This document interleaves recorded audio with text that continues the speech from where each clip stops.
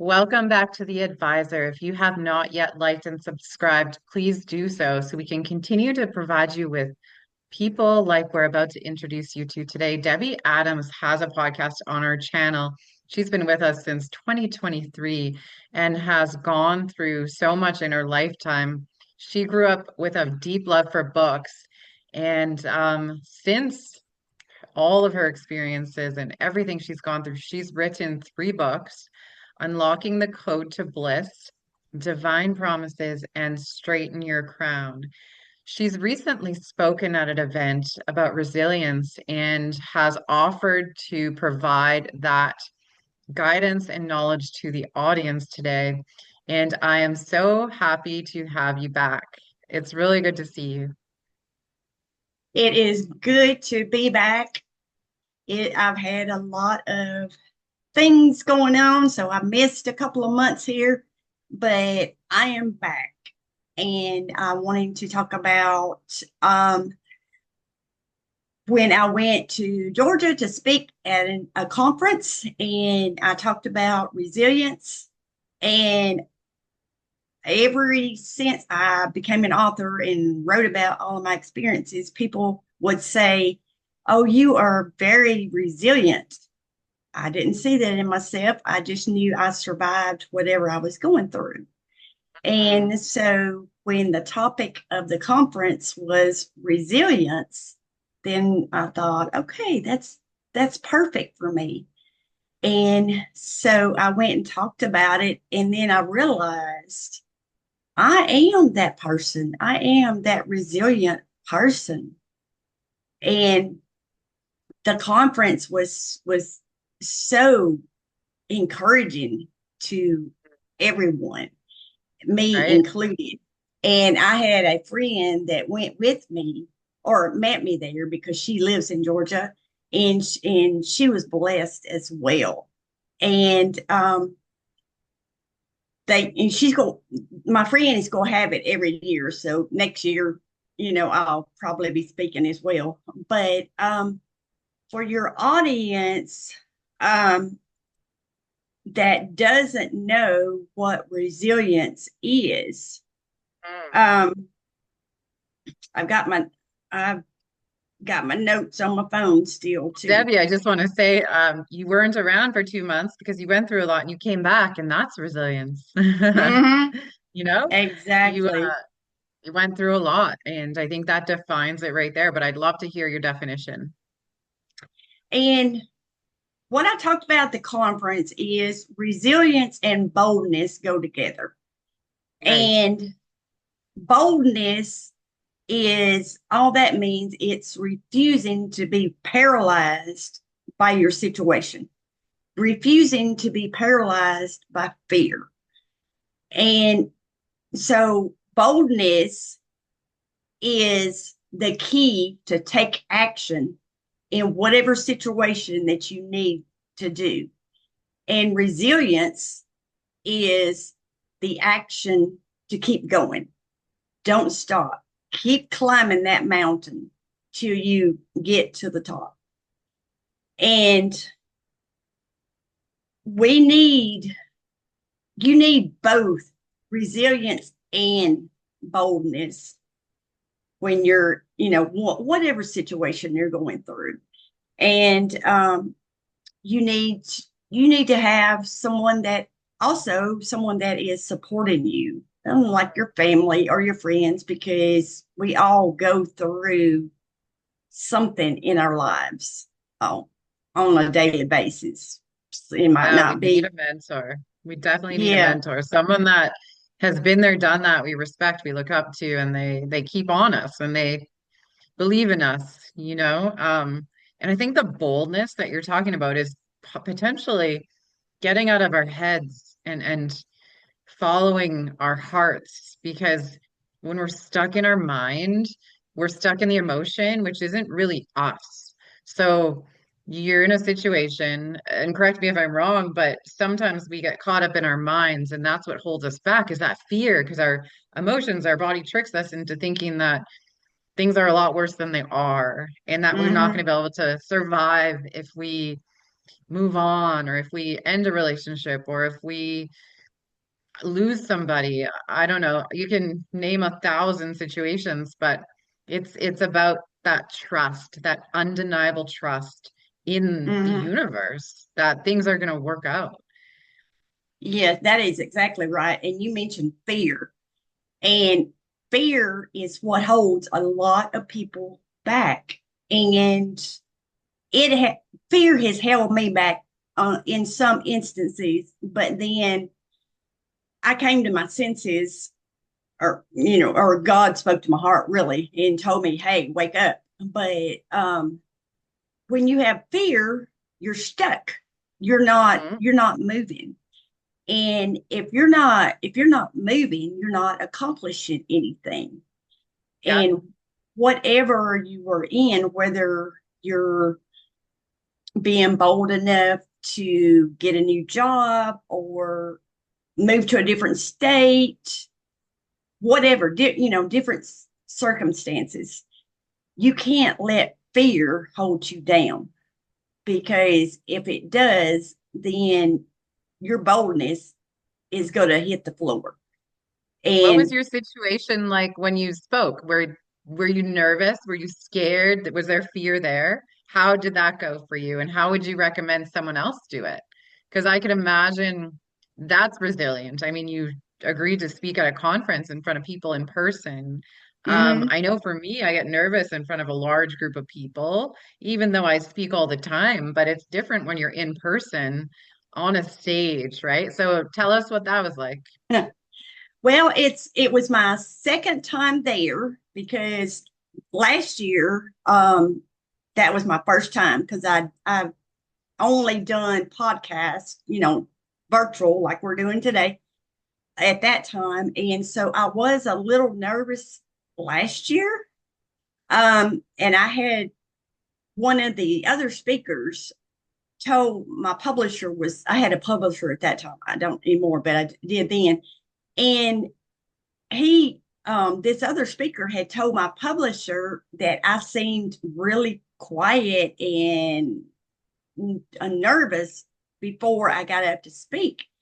But he said when I got up to speak, I got on fire. Mhm. And so, I mean, that was God. That was God, surrounding me, helping me, giving me the words that I needed to say. But this time when I went, I mean, it was a smaller audience because it was bad weather, of course. And but I wasn't as nervous. It's like, because I had done that before, and I love getting on stages and talking to people. And so if anyone in your audience needs a speaker to talk about faith or anything, I mean, I'm always up for it. And I will backtrack a little bit and tell you, when I grew up, I was quiet, I was shy, I was, I guess, what people call a nerd nowadays, somebody that has always has their head in a book. That was me. But as I guess the past 10 years, 5 to 10 years, I don't know what happened. But God showed me I had a voice. And Mhm. so now I don't mind, speaking like we're doing today. I don't mind getting on the stage. I mean, even my family is shocked. And, they talk about me, occasionally. It's like, what happened to you? You were so quiet and now you talk all the time. But I mean, you just, you just find your inner strength. And I think that's what happened to me. You find your inner strength. And then when it comes out, I mean, it will explode, blossom, whatever. And I think mine just exploded. Because even my husband says, you never shut up. But I mean, I enjoy it. I enjoy trying to help other people. That's why I write books. And I love talking on podcasts or on stages, to help them see that whatever they're going through, they can become a better person. They can get through whatever situation they get through. And my main help comes from God. And even people that don't know God, they can still call out to him because, he is always there. And he created every one of us, no matter if we have invited him into our hearts or not. I mean, we are still his children. Yeah, absolutely. So why does resilience matter and how do we build our resilience? We have to start small. And I'm talking about small, like being bold. You don't just automatically, we just have all of this gigantic boldness to help you, accomplish something. But you have to, you have to start small. Start with being positive all the time, because a lot of people are very negative. Like you mentioned, at the beginning, you might get something in your head that puts fear in there. And you might have people around you that are giving you negative comments, like, oh, you can't do this, or you don't need to be doing this. And you have to just block that out, and you have to keep positivity in you. Surround yourself with people, your family, friends, church people, pastors that will give you the right advice to whatever you're going through. And then you just build it step by step, like you're building a house. And eventually you will get to the point to where you can, other people will see you as being very resilient because they will watch what you're going through day by day. Like people have, noticed me from all of my stories that I have told in my books about what I have went through. And yes, I have went through a lot. And I don't really think about it too much. But God was always there. I never had, in the beginning, maybe I had a little bit of fear, but I knew there was going to be a way out to whatever situation I was in. I think one thing that you mentioned that's really important is community, is sharing your struggle. You mentioned sharing in the books and Mm-hmm. then sharing your struggles because when other people can relate to you, it really helps build your resilience because then you want to come back swinging, if that makes Mm-hmm. sense. You come back even stronger.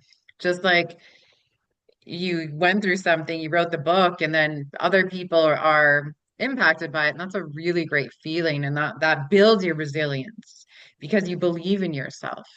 Mm-hmm. Yeah, that is, that's another step in the process. You have to believe in yourself.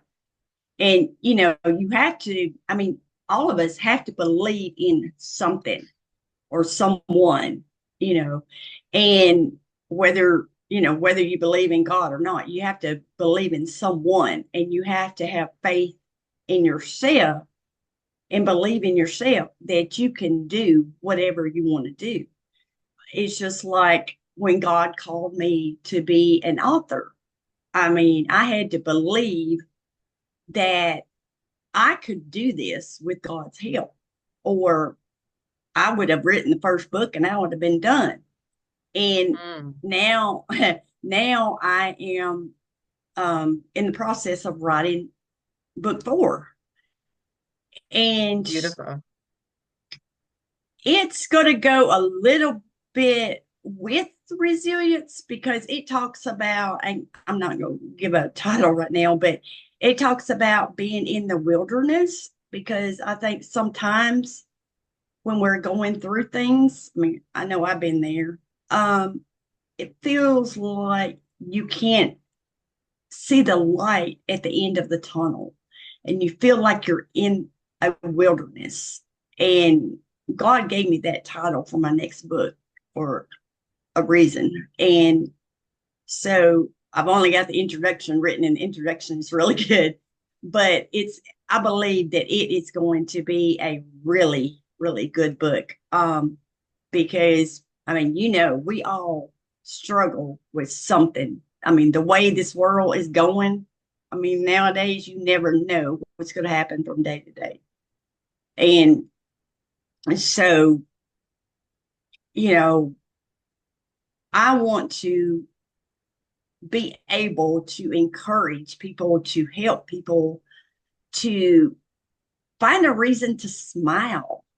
Because you can go to the grocery store or Walmart or wherever and just watch people, and how many people are actually smiling. And they have to be going through something.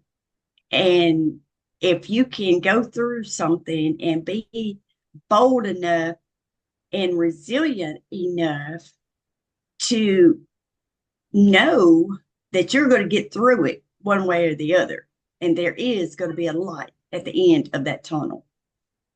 Yeah, for sure. The darkest parts open the brightest doors, I feel. And you're a testament of that with all of your stories, and you keep pushing out this beautiful art in your writing. And like I said, it's impacting so many people.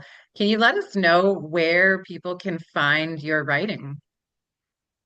My books are on Amazon and every online bookstore, and you can also purchase them on my website. I have links on my website, and my website is debbieadamsauthor.org.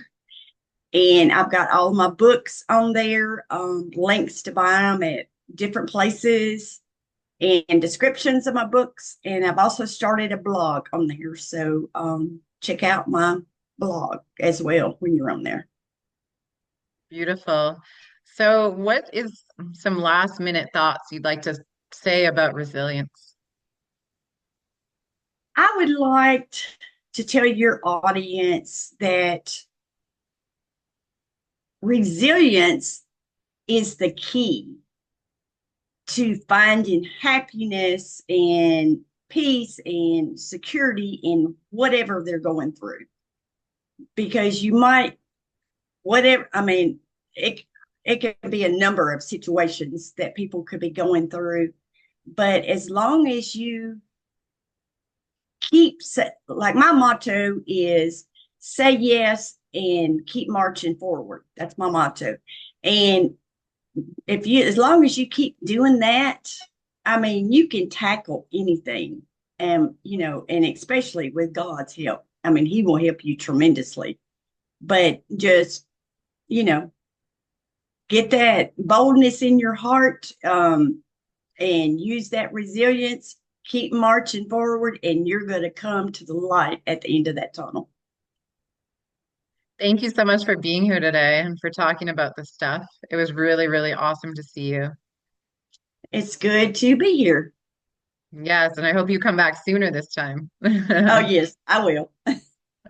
Awesome. And to our audience, please do not forget to like and subscribe to The Advisor and make sure to check out Debbie Adams' website, which you will see written in our show notes as well. I hope everyone has an amazing weekend. It's Friday, and we have plenty of opportunity for resilience this weekend. Bye, everybody.